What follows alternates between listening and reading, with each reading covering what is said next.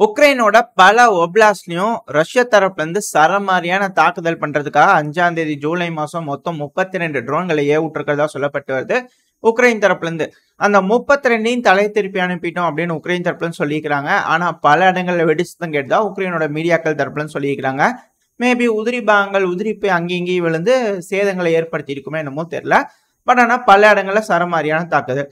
சரி, உக்ரைனோட எந்தெந்த ஒப்லாஸ்ட்ல மேஜரான அட்டாக்னா உக்ரைனோட கேபிட்டலான கீவ் ஒப்லாஸ்ட், டென்ப்ரோ ஒப்லாஸ்ட், ஒடசா, செர்காஸ்கி, செர்னிஹிவ் இது போல பல ஒப்லாஸ்ட்லயும் தாக்குதல் நடக்கிறதுக்காக ரஷ்ய வீரர்கள் ட்ரோன்களையே விட்டுருக்காங்க. பட் எப்படியோ தடுத்து நிறுத்திட்டாங்க. ஆனா வெடிசத்தங்கள் மட்டும் பல இடங்கள்ல கேட்டிருக்கு அப்படிங்கிறத புரிஞ்சுக்க முடியுது. இதுல பாத்தீங்கன்னா உக்ரைனோட கேபிட்டலான கீவ் ஒப்லாஸ்ட் இருக்கு இல்லையா, அங்க 6 வீடுகள் உதிரி பாகங்கள் போய் விழுந்து 6 வீடுகள் கிட்ட சேதாரமேச்சுங்க. ட்ரோனை போய் சரி ஓகே சொல்றாங்க, நம்ம ஒத்துக்கலாம். ட்ரோனோட உதிரி பாகங்கள் உதிரி போய் எங்கேயோ ஒரு சின்ன சின்ன பிளாஸ்டிக் போய் விழுந்ததுனால பெருத்த சேதம் 6 வீடுகளுக்கு ஏற்பட்டிருக்கு. அது மட்டும் இல்லாம பார்க்கிங் ஸ்லாட்ல இந்த கார் எல்லாம் கொஞ்சம் சேதமாயி போச்சு. அது கூடவே சில பல கவர்மெண்ட் பில்டிங்லாம் இருக்கும் இல்லையா, அதுலயும் சேதாரமா இருக்கு அப்படிங்கிறது போல உக்ரைன் தரப்புன்னு சொல்லப்பட்டு வருது. இதுதானான்னு பார்த்தா இல்ல. இந்த ஜூலை 5ஆம் தேதி ஆல்மோஸ்ட்ங்க, அதாவது 296 ட்ரோன்கள் அப்படிங்கிறாங்க. அதாவது ஆல்மோஸ்ட் 300 ட்ரோன்கள் உக்ரைனோட பல பகுதிகளையும் விசாலமா பறந்து தெரிஞ்சிருக்குது. ஏன்னா இது போல ட்ரோன்கள்லாம் பறந்தாதானே இந்த மிக்ரோகிராடு அந்த பகுதியில் திரும்பி ஒரு தாக்குதல் நடந்திருக்கு. திரும்பி அங்கிருந்து ஒரு விமானம் சேதாரமே இருக்கு அப்படிங்கிற போல ரஷ்ய தரப்பு வீடியோ பதிவுகள்லாம் விட்டுருக்காங்க. அந்த வீடியோ பதிவு மேப் வீடியோல பார்க்கும்போது பார்ப்போம். அது மட்டும் இல்லாம இது போல ட்ரோன்கள் பல இடங்களையும் பறந்துட்டு இருக்கு இல்லையா. ஸோ கம்ப்ளீட் சர்வைலன்ஸ் ட்ரோன்கள் ஏகப்பட்டது உக்ரைனுக்குள்ள பறக்குது அப்படிங்கிறத புரிஞ்சுக்க முடியுது. அது மட்டும் இல்லாம இதுல பெரும்பான்மையான ட்ரோன்கள் பாத்தீங்கன்னா 200க்கும் மேற்பட்ட ட்ரோன்கள் FPV ட்ரோன்கள். ஸோ எந்த அளவுக்கு ரஷ்யாவோட FPV ட்ரோன்கள் களத்துல பூந்து விளையாடிக்கிட்டு இருக்கு அப்படிங்கிறத புரிஞ்சுக்க முடியுது. அது மட்டும் இல்லாம இந்த டொனெட்ஸ்க் ஒப்லாஸ்ட் இருக்கு இல்லையா, அந்த இடத்துல பெரும்பான்மையான உக்ரைனோட வீரர்கள் பின்வாங்கி போயிட்டு இருக்காங்க, நின்று சண்டையே பிடிக்க மாட்டேறாங்க அப்படிங்கிற குற்றச்சாட்டுகள் வருது. ஆனா சில நபர்கள், இந்த உக்ரைன்ல இருக்கக்கூடிய நபர்கள் என்ன சொல்றாங்கன்னா, கையில ஆயுதம் இல்ல ஒண்ணும் இல்லைங்க, சும்மா ஒரு 10 பேர் போய் ரஷ்யாவோட அந்த லாஜிஸ்டிக்ஸ் இருக்கு இல்லைங்களா, அந்த ரூட் எல்லாம் போய் கட்டுப்பாட்டுக்குள்ள எடுத்துக்கங்க, அதெல்லாம் போய் தெரிஞ்சுட்டு வந்துருங்க அப்படின்னு கமாண்டை மட்டும் தராங்க. ஆனா எந்த ஆயுதமும் தர மாட்டேறாங்க அப்படிங்கிறது போல உக்ரைனோட வீரர்கள்லாம் குற்றச்சாட்டு வைக்கிறதா சொல்லப்பட்டு வருது. அது மட்டும் இல்லாம இதுல இன்னொரு விஷயம் நான் தெளிவுபடுத்திக்க விரும்புறேன். ஏன் உக்ரைனோட மக்கள்லாம் ராணுவத்துக்கு கூப்பிட்டா போக மாட்டேறாங்க அப்படிங்கிறது போல ஒரு இது இருக்கும்போது ஒரு வதந்தின்னு நான் சொல்லியிருந்தேன் இல்லையா. அதாவது கான்ஸ்கிரிப்ட்ஸா ரெகுலர் மிலிட்டரிக்கு ஆள் எடுத்துக்கிறதுனா பரவாயில்ல, சும்மா நாங்க இந்த எப்படி சொல்றதுங்க, இந்த பிரைவேட் மிலிட்டரி கான்ட்ராக்டர் மாதிரிலாம் வர்றதுக்கு எங்களுக்கு இஷ்டம் இல்லை. அதாவது வேற ஏதோ டிசிசி எம்ப்ளாய்ங்கிறாங்களா, அங்க போய் நான் ஏதோ ஒரு ரிஜிஸ்டர் பண்ணி பண்ற மாதிரி எங்களுக்கு விருப்பம் இல்லை அப்படிங்கிறது போல வதந்தி இருக்கிறதா சொல்லியிருந்தேன் இல்லையா. இப்போ ஒரு உக்ரைனோட வீரர் பாத்தீங்கன்னா ஊனமுற்றவர், அந்த சண்டைக்கு போகும்போது கால் 2 இழந்துட்டாரு. இப்ப அவருக்கு பாத்தீங்கன்னா பணம் தரணும் இல்லையா, உக்ரைனோட காசுல 1500 ரூபா கொடுத்துக்கிறாங்க. எப்படிங்க பாத்தீங்களா, இந்த மாதிரி காரணத்துக்காக தான். அது கால் 2மே போயிடுச்சு. இதுக்கு மேல அவர் எப்படி வாழ்க்கை வாழ போறாரு உக்ரைன்ல அப்படிங்கிறது தெரியல. அது மட்டும் இல்லாம ஏகப்பட்ட கடன் காட்டுநடத்தலாம் கையெழுத்து போட்டு வச்சுக்கிறார் உக்ரைனோட அதிபர். இப்படி இருக்கும்போது எப்படி அப்படிங்கிற கேள்வி வந்திருக்கு. ஸோ இது ஒரு மிக சிக்கலுக்குரிய விஷயம் அப்படிங்கிறது போல புரிஞ்சுக்கலாம். இது ஏகப்பட்ட சிக்கலுக்கு போய்விட போகுது. மக்கள் மத்தியில புரட்சி, கலவரம், இது போல ஏகப்பட்ட விஷயங்கள் இதுக்கு மேல வெடிக்கலாம் அப்படிங்கிற சொல்லப்பட்டு வருது. அப்படியா என்னங்கிறத பொறுத்து பார்ப்போம். ஸோ இதுவும் ஒரு செய்தியா பாத்தீங்கன்னா நம்ம பார்த்துக்கலாம். அதுக்கான வீடியோ எவிடன்ஸா பாத்தீங்கன்னா இந்த உக்ரைனோட வீரரே அவரோட பேங்க் அக்கௌண்ட் எடுத்து ஓப்பன் பண்ணி காமிச்சிருப்பாரு. ஸோ அதுக்கான வீடியோ செயலோட இருக்கு, பாத்தீங்கன்னாலே தெரியும். கொஞ்சம் சோகமான நிகழ்வு தான், வேற வழியில போர்னு வந்துருச்சு. இது போல விஷயங்கள்லாம் நம்ம அரசாங்கத்துல அவர் ஓட்டு போடும்போது கொஞ்சம் பார்த்து ஓட்டு போட்டிருக்கணும். இல்லை அப்படின்னா இப்படித்தான் நடந்துடும். அது நம்மளுக்கு ஒரு படிப்பினை படிச்சு வச்சுக்க வேண்டியதுதான். சரியான நபர்களை தேர்ந்தெடுக்க வேண்டியது நம்மளோட கடமை. அப்படி இல்லைன்னா நாளைக்கு நம்மளுக்கும் இதே போல நடக்கும் அப்படிங்கிற மாற்று கருத்தே இல்லை. உக்ரைனுக்குள்ள ஏகப்பட்ட இடங்கள்ல விசாலமா பாத்தீங்கன்னா நல்லா பறந்து விரிஞ்சு ட்ரோன்கள் பறந்துகிட்டு இருக்கு அப்படிங்கிறதோட உக்ரைன் தரப்புல குற்றச்சாட்டுகள்லாம் வந்துருச்சு இல்லையா. இப்போ பேட்ரியட் ஏர் டிஃபென்ஸ் சிஸ்டம் அதிகமா தேவைப்படுது. 3வது பேட்ரியட் ஏர் டிஃபென்ஸ் சிஸ்டம் வந்துருச்சு அப்படிங்கிறாங்க. வேலை செய்துங்களா அப்படிங்கிற சில நபர்கள் கேட்கிறாங்க. பட் இருந்தாலும் 3வது பேட்ரியட் ஏர் டிஃபென்ஸ் சிஸ்டம் வந்தாச்சு அப்படிங்கிறத சொல்லப்பட்டு வருது. அப்புறம் விக்டர் ஆர்பன் அவர்கள் ரஷ்யாவுக்கு போயிருந்தாரு அப்படிங்கிறத சொல்லியிருந்தோம் இல்லையா, போறாரு அப்படிங்கிறது போல சொல்லியிருந்தோம் இல்லையா. SCO சமயத்துல முடிஞ்சதுக்கு அப்புறம் ரஷ்ய அதிபரும் வர, விக்டர் ஆர்பன் அவர்களும் போற, எல்லாம் உட்காந்து பேசிக்கிறாங்க. ஜெலன்ஸ்கி அவர்கிட்ட பேசிக்கிறாங்க, 2வது ரஷ்ய அதிபர்கிட்ட பேசிக்கிறாங்க. அப்படிங்கும் போதே நம்மளால புரிஞ்சுக்க முடியுது ஏதோ ஒண்ணு இவங்க 2 பேர்த்துக்கு நடுவில் மத்தியஸ்தம் பார்க்கறதுக்காக இவர் போயிருக்காருன்னு. ஆனா அவர் என்ன சொல்லுவாருன்னா, இல்லைங்க, எங்க நாட்டுக்குள்ள இருக்கக்கூடிய எனர்ஜி நீட்ஸ்லாம் எங்களுக்கு இருக்கு இல்லையா, அதை பற்றி பேசுறதுக்காக நாங்கள் போயிருக்கிறோம். அப்புறம் இன்ஃப்ராஸ்ட்ரக்சர் ஃபெசிலிட்டிஸ்லாம் கட்டுறதுக்காக நாங்கள் எங்கள் நாட்டு சம்மந்தத்துக்காக போயிருக்கிறோம். பெரிய பெரிய நாடுகள் இருக்கிறாங்க, அவங்க பேசி மத்தியஸ்தம் பண்ணுவாங்க அப்படிங்கிறது போல விக்டர் ஆர்பன் அவர்கள் நல்ல ஒரு கொடுத்துக்கிறாரு. பட் இருந்தாலும் ஓகே.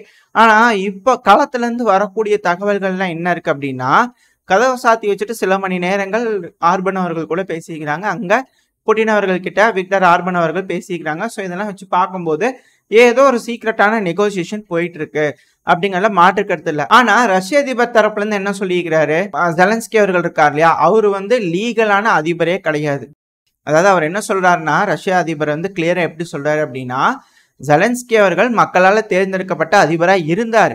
அவர் அதிபராக இருக்கும்போது அவரோட பதவி காலத்தை மார்ஷியல்லா கொண்டு எக்ஸ்டெண்ட் பண்ணிக்கலாம். 90 நாள் கிட்ட எக்ஸ்டெண்ட் பண்ணிக்கலாம். அதுக்கப்புறம் அது எக்ஸ்பயர் ஆயிட்டு திரும்பி அவர் எக்ஸ்டெண்ட் பண்ணும்போது அவர் மக்களால் தேர்ந்தெடுக்கப்பட்ட அதிபரும் கிடையாது, அதிபர் பதவியில் இருந்தவரும் கிடையாது. அவரு சும்மா அவரோட பதவி காலத்தை நீடிச்சுக்கிறாரு. அதனால அது செல்லாது. உக்ரைனோட சட்டம் என்ன சொல்லுது, இது போல மார்ஷல்லால அவர் எக்ஸ்டெண்ட் பண்ண அப்படின்னா கான்ஸ்டிடியூஷனல் கோர்ட் இருக்கு இல்லையா, கோர்ட்ல போய் முறையீடு, நான் மார்ஷல்லா கொண்டு வர போறேன், மார்ஷல்லா முடியிற வரைக்குமே நான் அதிபரா இருப்பேன்னு கோர்ட்ல போய் முறையிட்டு அந்த நோ அப்ஜெக்ஷன் சர்டிபிகேட் அங்க இருக்கக்கூடிய கான்ஸ்டிடியூஷனல் கோர்ட்ல வாங்கிருங்க.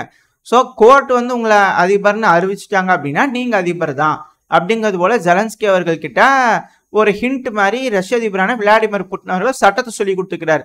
உக்ரைனோட அதிபரே சட்டம் படிச்சவர் தான் உக்ரைன்ல. பட் ஆனால் அவருக்கு தெரியாத சட்டத்தை ரஷ்ய அதிபர் பாத்தீங்கன்னா லா காலேஜுக்கு போனவர் தான் ஜெலன்ஸ்கி அவர்கள். பட் ஆனால் சட்டம் திட்டம்னா நல்லா தெரிஞ்சு வச்சுக்கிறாரு புட்டின் அவர்கள். அந்த சட்டத்தை சொல்லி கொடுத்துக்கிறாங்க. உங்க நாட்டு சட்டம் இப்படித்தான்ப்பா, கொஞ்சம் பார்த்து ஃபாலோ பண்ண அப்படிங்கிறது போல ரஷ்ய அதிபர் அப்படி சொல்லியிருக்கிறாரு. ஸோ இதெல்லாம் வச்சு பார்க்கும்போது ஏதோ நெகோசியேஷனுக்கு ட்ரை பண்ணிக்கிறாங்க அப்படிங்கிறது புரிஞ்சிருச்சு. ரெண்டாவது, இந்த 4 ஒப்லாஸ் முதல்ல வீரர்கள் வெளியே போயே ஆகணுன்றதுல தீர்க்கமா இருக்காங்க. ஆனா இந்த 12th அசோ பிரிகேட் என்ன பண்ணிட்டு இருக்காங்க, ட்ரிபோரோ ஃபாரஸ்ட்குள்ள பூந்து விளையாடிக்கிட்டு இருக்கிறாங்க. ரஷ்ய வீரர்களை ஓடோட விரட்டிக்கிட்டு இருக்கிறாங்க இல்லையா. ஸோ அப்படியே சுத்தி வளைச்சிட்டான வேலை முடிஞ்சு. ஏன்னா ரொம்ப தூரம் உள்ள போயிட்டாங்க அப்படின்னா அங்கிட்ட ஒரு ஆள் தான் க்ளோஸ் பண்ணா க்ளோஸ் ஆயிரும். பட் இருந்தாலும் ஓகே, அது ஒன்றும் அந்த பகுதியில் ஒன்றும் லேசுப்பட்ட காரியம் இல்லை, ரொம்ப டஃப்பான ஒரு விஷயம் தான். பட் இருந்தாலும் 12th அசோ பிரிகேட் ரொம்ப சூப்பரான வேலையை அங்கே செஞ்சுட்டு இருக்காங்க. ஒருவேளை ஜெலன்ஸ்கி அவர்கள் நெகோசியேட் பண்ணும் பட்சத்துல இந்த அசோ பிரிகேட் பதவி ஏத்துக்குவாங்க. ஏன்னா அவர் அதிபர் இல்லைங்க, நானே அவரை அதிபரை ஏத்துக்கல, அதனால நான் அதிபர் பொறுப்புக்கு வந்துடுறேன். அதை எப்படிங்க ஆட்சி கழிப்பு பண்ணிட்டு அவர் அதிபரா மாறிட்டார் அப்படின்னா அப்புறம் எந்த அளவுக்கு சண்டை பிடிக்கணுமோ சண்டை பிடிச்சிக்கிட்டே இருக்க வேண்டியதுதான். ரஷ்யாவோட கடைசி உக்ரைனியன் இருக்கிற வரைக்கும் சண்டை நடக்கும் அப்படிங்கிறதெல்லாம் மாற்று கருத்துல. ஸோ ஏகப்பட்ட சிக்கல்கள் இருக்கு. இதை எப்படி ஜெலன்ஸ்கி அவர்கள் மீண்டு வர போறாரு அப்படிங்கிறது தெரியல. இதுல மிகப்பெரிய செக்கு ஜெலன்ஸ்கி அவர்களுக்கு என்னன்னா, இந்த 2022ல எந்தெந்த நாட்டோட அதிபர்கள் நாட்டோட பிரைம் மினிஸ்டர்கள்லாம் சப்போர்ட் கொடுக்குறேன் அப்படின்னு உறுதிமொழி கொடுத்தாங்களா, இப்போ ஒருத்தரும் காணும். பிரான்ஸ்ல மேக்ரான் அவர்கள் காலி, லீபென் அவர்கள் தான். இப்போ யூகேல பாத்தீங்கன்னா ரிஷி சுனாக், முதல்ல அவரே இல்லை, அந்த யாருங்க உங்களுக்கு தெரிஞ்சிருக்குன்னு நினைக்கிறேன், செல்லம்மா கூட கூப்பிடுவீங்க இல்லையா, போரிஸ் ஜான்சன் அவர்கள். ஸோ அவரும் இல்லை, யாருமே இல்லை. யூகேலாம் இப்போ லேபர் பார்ட்டி அவர்கள் பார்த்தீங்கன்னா ஜெயிச்சிட்டாங்க, மிகப்பெரிய மெஜாரிட்டியில் ஜெயிச்சிட்டாங்க. ஸோ இப்போ அவங்க இருக்கிறனால யார் இவர், எதுக்கு நம்ம ஹெல்ப் பண்ணணும், நம்ம எதுவும் சொல்லலையே அவர்கிட்ட உதவி பண்ணுறோன்ட்டு. ஏன்னா எங்களுக்கு தெரியாதுங்க. அது மட்டும் இல்லாமல் அவங்கள ஜெயிக்கவே இல்லை. முதல்ல எலெக்ஷன்ல முதல்ல ஒரு சீட்டு கூட ஜெயிக்கல அவங்கலாம். இந்த முன்னிலையில் நின்று உக்ரைனுக்கு உதவி பண்ணுறேன்னு சொன்னாங்களே, அவங்களாம் ஜெயிக்கவே இல்லை. ஸோ இப்படி இருக்கும்போது எப்படி போய் ஏன் போய் அவங்களுக்கு ஹெல்ப் பண்ணும் அப்படிங்கிற கேள்விகள் வந்துடும்.